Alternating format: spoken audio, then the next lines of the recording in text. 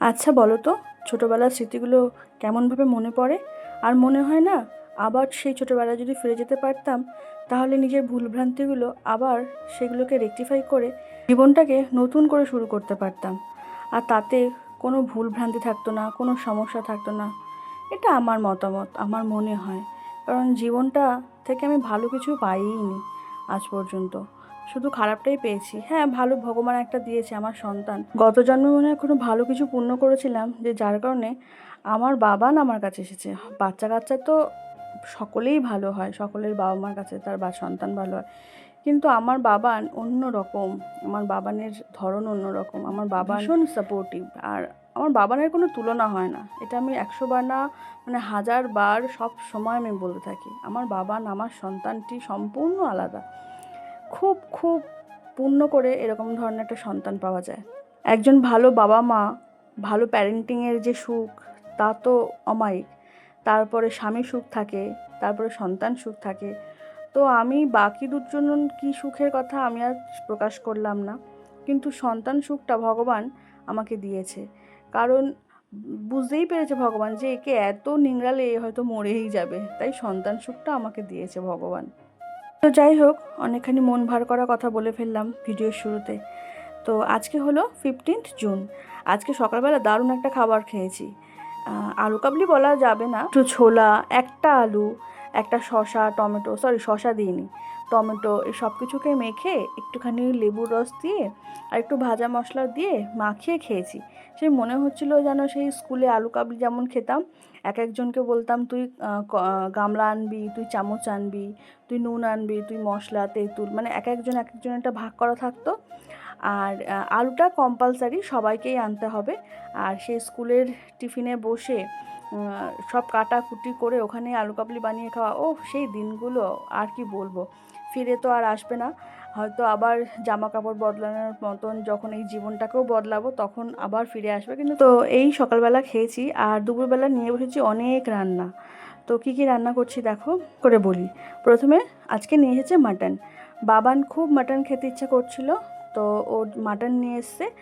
আর ওকে একটু স্টুও করে দিতে হবে আজকে, তাই জন্য আজকে আর কড়াইতে মাংসটা সিদ্ধ করে রান্না করব না। প্রথমে একটু ওই প্রেশার কুকারে মাটনটাকে 4টে সিটি দিয়ে নিয়েছি। 4টে সিটি দিয়ে সিদ্ধ হয়ে গেছে। আজকালকার মাটনগুলো কেমন, 4টে সিটি দিলেই সিদ্ধ হয়ে যায়। আমার যখন নতুন নতুন বিয়ে হয়েছে, তখন 2008-এর কথা বলছি, তখন আমার শাশুড়ি 8টা করে সিটি দিত, তাতে সিদ্ধ হতো। আর এখন এই 3টে 4টে সিটি দিলে, 4টে তো বেশি হয়ে গেল, 3টে সিটি দিলেই একদম প্রপার অ্যাপ্রোপ্রিয়েট সিদ্ধ হয়। তো আজকে ওই 4টে সিটি দিয়ে নিয়েছি। তো সিটি দিয়ে সেখান থেকে অল্প একটুখানি বাবানের জন্য স্টু করে দিয়েছি। বাকি মাংসটুকু দিয়েই যে মাংস কষাচ্ছি, দেখতেই পাচ্ছ। আমাদের আবার পেঁয়াজ রসুন ছাড়া মাংস, এই মাংস কষাচ্ছি, মাংসের ঝোল করেছি। আর এই একবেলার জন্য বাবানকে স্টু করে দিয়েছি। ও স্টুটা খেতে ভীষণ পছন্দ করে, একদম লাইট খাওয়া, তো ওর খুব ভালো লাগে। আর রাত্রেবেলার জন্য এই ঝোল আলু থাকবে। ওকে আমি রাত্রেবেলা 2টো পরোটা করে দিয়েছিলাম। রাত্রেবেলা ডিনারের ভিডিও তো তোমাদের সঙ্গে করা হয় না, তো মুখেই বলে দিলাম। ডিনারে 2টো রুটি করে দিয়েছিলাম, আর এই ঝোল আলু মাংস ছিল, ওই দিয়েও খেয়েছে। আর বর তো এখন মাংস খায় না, তাই জন্য ওর জন্য করে দিয়েছিলাম ইলিশ মাছ। শর্টকাটে ইলিশ মাছটাই ভালো। ফ্রিজে 3টে মাছ ছিল, সেটাকে ওই সর্ষে বাটা, তারপরে কাজু বাদাম বাটায় সমস্ত কিছু দিয়ে একটুখানি করে দিচ্ছি। ওটাও খেতে দারুণ হয়েছিল। আর ও একটা ইলিশ মাছের মাথাও একটা ছিল, 4 পিস মাছ ছিল মাথা সমেত। তো মাথাটা দিয়ে আমি একটুখানি চাল কুমড়োর ঘন্ট করেছি। গতকালকে একটা চাল কুমড়ো রেখেছি বাড়ির ওপর থেকে। আর আমার চাল কুমড়ো খেতে এখন ভীষণ ভালো লাগছে। ছোটোবেলায় তো চাল কুমড়ো মুখেও তুলতাম না, কিন্তু বর্তমানে আমার ভীষণ ভালো লাগছে খেতে। তো চাল কুমড়ো ছিল, ওটা দিয়ে একটা মাছের মাথা দিয়ে, ইলিশ মাছের মাথা দিয়ে ঘন্ট করেছি। আর করেছি এদিকে স্টু করেছি। এই আজকে ভাগে ভাগে অনেক কিছু রান্না করে ফেলেছি। তো দেখো এর ফাইনাল লুক।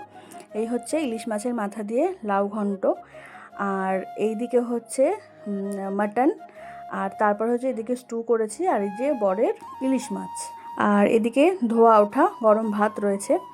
ভিডিওটা ভালো লাগলে অবশ্যই এটা লাইক করো, কমেন্ট করো যদি ভালো লাগে আমার এই রান্নাবান্নাগুলো।